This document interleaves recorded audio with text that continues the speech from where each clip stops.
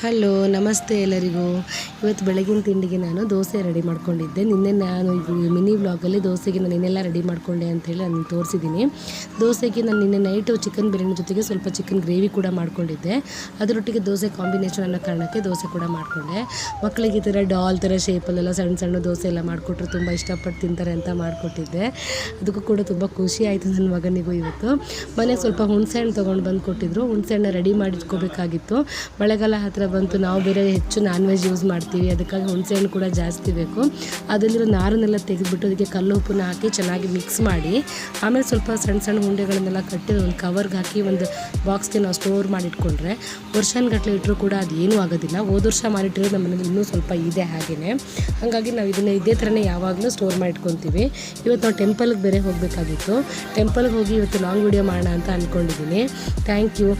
ಚಾನಲ್ನ ಯಾರು ನೋಡ್ತಾ ಇದ್ದೀರಾ ಎಲ್ಲರಿಗೂ ಥ್ಯಾಂಕ್ ಯು ಸೋ ಮಚ್.